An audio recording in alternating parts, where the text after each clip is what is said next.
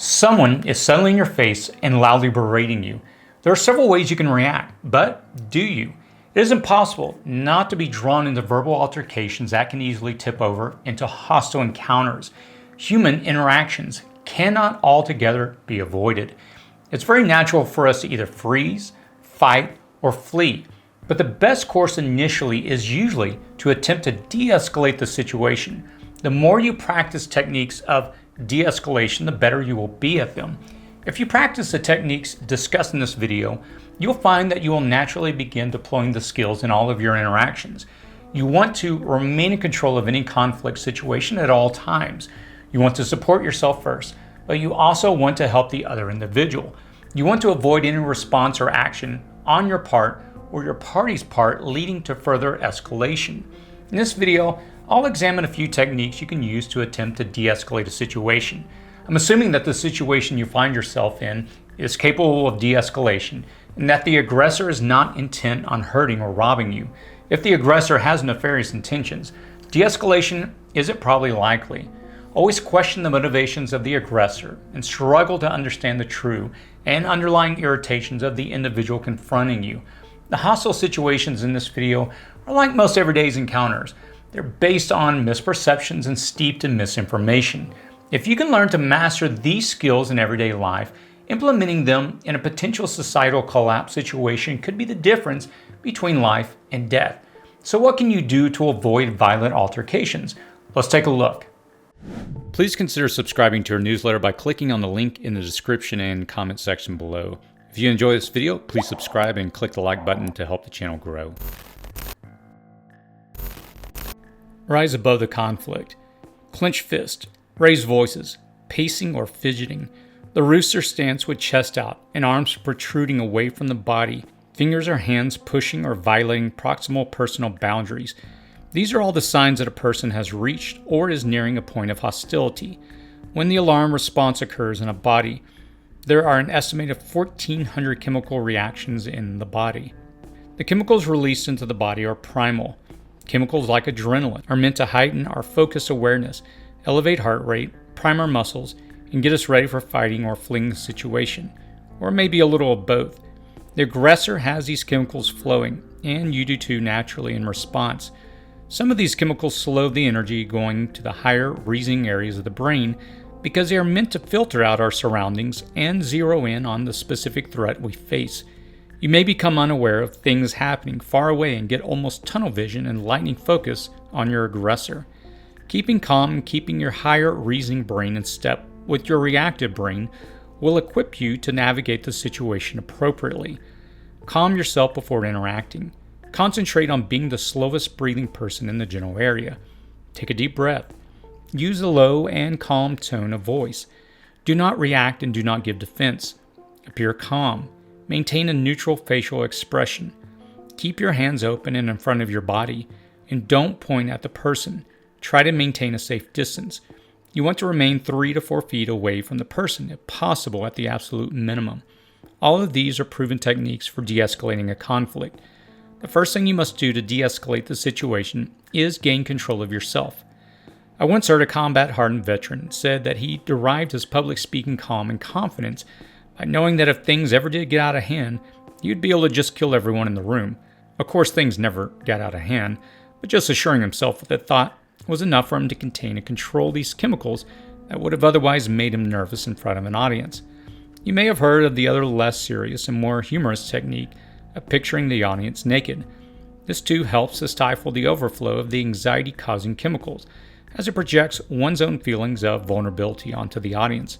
Another technique is to just for a moment reflect upon the last situation you de-escalated successfully and tell yourself, hey, I got this too. Whatever technique you use to control these chemicals coursing through your body is up to you, but you need to take this millisecond pause to calm yourself and engage in the safest and most rational means you can use to defuse the aggressor. Otherwise, you risk even more chemicals being released and your judgment becoming clouded. Taking an intentional moment before responding can force a moment of reflection in the aggressor. If you pause and intentionally focus on calming yourself, calming your breathing, the aggressor will most likely take a moment and evaluate whether you have listened to them. This injects feedback into the person's self-reflection loop which may be enough to ratchet down the conflict. The aggressor may question their current means of expression, or if you are the appropriate target of their outrage. Remember that your stress level will either contribute to the escalation or contribute to the de-escalation. Your stress is a reflection of your ability to cope. It is also critical to note that in most cases, a situation will not move from the fronting stage to the attack stage if the would-be attacker feels that he will lose a physical altercation. Calm, confident, not rising to the aggressor's challenge is intimidating to the aggressor. It leaves in questioning what hidden powers you have to remain calm. And quietness and confidence shall be your strength.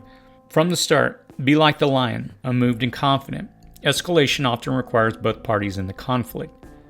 Choose your words and body language carefully. If your responses become defensive immediately, you will not be able to de-escalate the situation. If you clench your fist or poke your finger in the face of the aggressor, the situation will likely get more intense. If you use words that disvalue the other person's communication, motivations, or beliefs, you will escalate the situation. First, watch the position of your hands. One method is palms up with both hands in front of you as you talk. This is a giving position. It isn't vulnerable as much as it is empathetic. The aggressor does not feel further threatened, though you have your hands in front of you should you feel the need to defend yourself. Talking with your hands in the stop position with your fingers up and the palms facing the individual unconsciously tells the aggressor to stop. This position can also escalate the situation depending upon the defiance level and the intent of the aggressor. Do not keep your hands in your pocket or behind your back, as the unconscious perception that you are hiding something could fuel an escalation. Your words need to be as calculated as your hand movements. If you say to the person, "Hey, you need to calm down, stop being angry, you're overreacting," or "back off," you're likely just going to add fuel to the fire. As a husband, I've learned the hard way that these words never help in any arguments. Try to use a person's name, but offer yours first, so they know that you simply wish to provide them with the courtesy of recognition. For instance, you might say, "Understand what you're saying. Let's hear each other out. My name is John. What's yours?" This can provide the person with the same sense that their concerns are being heard. It is an offer of empathy, and empathy is hard to dismiss. This alone can calm a situation. Acknowledging their anger lets the aggressor know you hear them, and their offense is valid.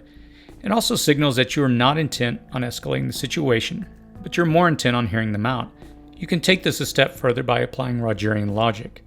Empathy and Rogerian logic. Most people really just want the opportunity to be heard. Even if you disagree with the person's position, expressing your understanding of their position and why they may feel a particular way is a first step to resolving or diffusing the conflict. To accomplish this, you have to make an earnest attempt to hear the person and understand what they are honestly saying. You must not be condescending in your response, regardless of how contrarian or absurd the person's argument or conflict may seem. Instead, try saying, "If I hear you correctly, you're saying that," and then do your best to summarize the person's main points. They may want to clarify, but their contemplation of your summary may be enough to knock them out of their overheated primal mind and into their more rational mind. Their elaborations may be off topic. This will mean that either their frustrations are deep-rooted and complex, or they may be a little mentally off-kilter. This method of listening and summarizing is often called Rogerian argument or Rogerian rhetoric. It is a form of argumentative reasoning that aims to establish a middle ground between parties with opposing viewpoints or goals. Psychotherapist Carl Rogers initially defined it, and it has been used countless times to instantly take the wind out of an argument's sails. Just like the kids who are fighting may eventually forget what they're fighting about in the first place, the same can be true for adults. People get worked up by things they read on the internet or things they accept as truth. They become outraged, and they sometimes vent that outrage upon people who they initially believe are the problem. When you show them that you are not part of the problem they perceived, or gently force them to confront the confusion and perplexity that you reflect back from their verbal assault, you can sometimes evoke a moment of recognition and clarity in the person. I have a friend who is excellent at coaxing people to face themselves. Specifically when a person tells him an off-color or offensive joke or makes a snide remark meant to attack or demonize someone else, he will simply say, "What?" like he hasn't heard them. When the person has to repeat it, often they will have to rephrase it. Again, he will respond with, "What?" The person then doesn't know if he is being heard or if he is being toyed with. The person usually gives up after the second or third time with a dismissive, "Never mind," or "Forget it." They are unsure if the person they are saying the snide remark to is on their side, and they have to confront their own underlying meanness. Not everyone is inclined to laugh along with the viciousness of others. Another technique is to use the other person's name, but offer yours first, so they know you simply wish to provide them with the courtesy of recognition. For instance, you might say, "I understand what you're saying. Let's hear each other out. My name is John. What's yours?" This can provide the person with the sense that their concerns are being heard. It is an offer of empathy, and empathy is hard to dismiss. This alone may calm a situation. Your interactions with a hostile aggressor should be the same. They should gently coax that person into seeing the absurdity or silliness of their rage. But what if you don't have the chance to really de-escalate the situation? What if you're dealing with someone hell-bent on confrontation or is crazy? Beware of space. Being aware of the bubble of space around the person is a clear indicator of whether the situation can swiftly escalate further. We all have a comfort zone around us, and we all have an awareness of other people's comfort zones. When someone doesn't seem to be aware of your comfort zone, or they're in your face and too close for comfort, as they say, your options should be raising your hands in the gentle stop motion and taking a step back. If the person continues, or they still seem to be unaware of your proximate space, it may indicate that the person is off kilter a bit, to put it nicely. One of the first signs of evident mental instability is that the person is unaware of other people's personal space. If you can maintain a space of at least 3 feet, you can very likely slowly increase that space by baby stepping to the side and back at intervals along with the conversation. The resulting distance may lead to the person to focus their outrage on a closer person. Your goal in de-escalation should always be to remove yourself from the confrontation if you feel there's no chance of resolution. Believe it or not, if the aggressor is very much in your personal space, subtly placing your hand over your nose and mouth like you're shielding yourself from their bad breath while also not trying to embarrass them might actually work. You're also trying to evoke a moment of self-reflection to pull them out of their primal mind into the rational mind. Using your hands in this manner is non-threatening, protects your face, and puts your hands in a more response-ready position. When de-escalation isn't possible, there are times when words won't work. The inconsolable, the crazy, the hellbent, they may be too far into their own primal mind to ever be pulled out without hours of therapy and possible medication. Sadly, this is a reality, and you may have seen this in people you've known. People believe many outlandish theories these days, even though every other source tells them the view is incorrect. In these cases, the previously outlined forms of engagement may still work. Trying to understand what the person's underlying motivations are may allow you to at least calm them enough for others to arrive or for more benign and sympathetic observers to gather. There are still techniques to deal with these seemingly impossible to de-escalate situations. You could try to suggest another time by saying you hear the person and their concerns seem pretty valid, but would it be possible to discuss them at another time? You could express that you have something very pressing to get to right now, but you may want a chance to hear them out. Your goal is to not really set up a time to listen to them, it's to get away from the person. To this end, you could say, "Let me grab a pen and paper to write down my contact information." You might say, "Let me get someone who has more power than me to help you and hear you out." Again, whatever deception you deploy, its purpose is to buy you a few moments to get away.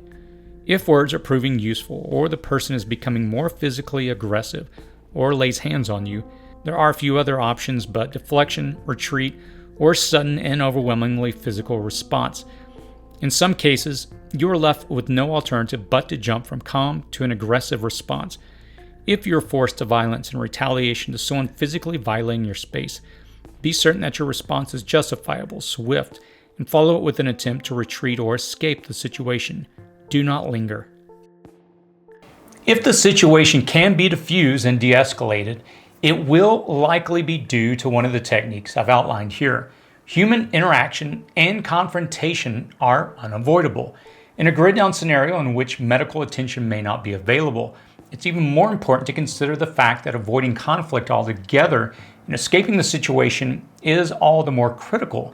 While it's easy to allow our pride to be bruised and to give in to the natural desire to defend our position, if there is no way to seek out medical care in the event we get harmed, a scuffle that could have been avoided can quickly escalate into a bigger problem.